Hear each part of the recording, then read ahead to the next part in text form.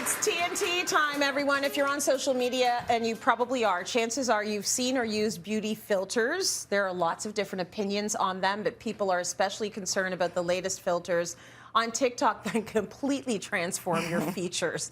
The one we're talking about today is called Bold Glamour, I believe it's called. So we want to talk about, like, is this just fun and it's fun to look a little bit different? Or are we perpetuating really unrealistic standards of beauty? So why don't we just show them how it works, okay? All right. So this is my plain old face on TikTok, and then I put on Bold Glam, and all of a sudden, I feel like I'm a little, you're like, ooh, you look good. And when I was doing it earlier, I was like, you know what, I kind of like this. But then also I look like an alien. So let's see how you look.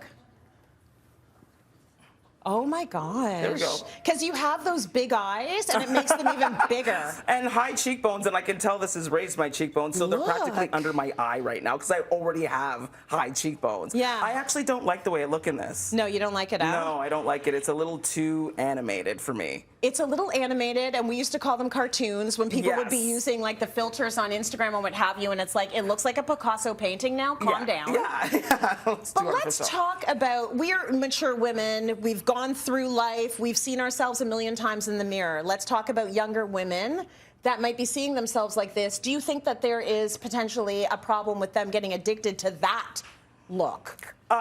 Definitely, but just before I say what I need to say, I do want to say, at least I will speak in defense of it for a bit. Yeah. It does have transparency to it, so when you use it, it does say that you're using the app at the top of the screen. Does it? Like well, sort of the filter. It will say the Bold Glamour filter, so everybody knows you're using it at the very least. So there's some transparency there, and I wouldn't mind having those for Zoom conversations. Oh my gosh, could you imagine? How many times have you had to have a Zoom conversation? It's like I'm the not conversation's ready. gonna like be 10 minutes, and I have to go put on makeup for this. Yes. I would have liked to just use a filter like that. Yes. But it's detrimental. I will say, detrimental. The features that they are sort of promoting are very small nose, big eyes, those very sort of typical Eurocentric features that have always been upheld as the beauty standard. And sort of perpetuating that might be a bit of a problem. But I also want to talk about the next step, which is there are influencers being paid to push products online. And, you know, there is one woman, an influencer, who is promoting a lash product, but used a filter in her, in her video. So do you know what you are buying? Is it real? Is there some kind of a responsibility for people to have that kind of transparency if they are selling? Okay, so I have two thoughts on this because it's never been real.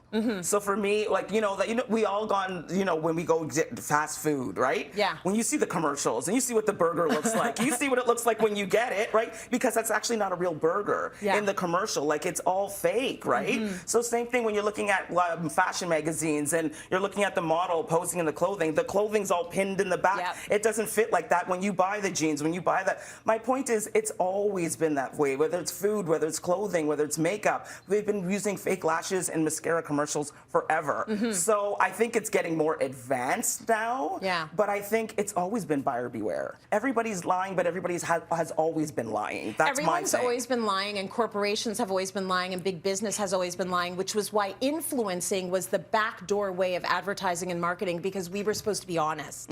So I think the fact that now the individual people are lying, it's a sort of another level that people didn't necessarily expect. I agree with you. I'm a cynic too. It is all fake, but I also think that there was a different responsibility that people were giving individuals versus business when it came to transparency. Listen, it's a conversation that we're going to keep talking about because AI has gone to places we never thought it would go. There's deep fakes now that would absolutely fool anyone, including maybe even your parents, who know you in and out. T, always good to talk to you, and it's a great topic.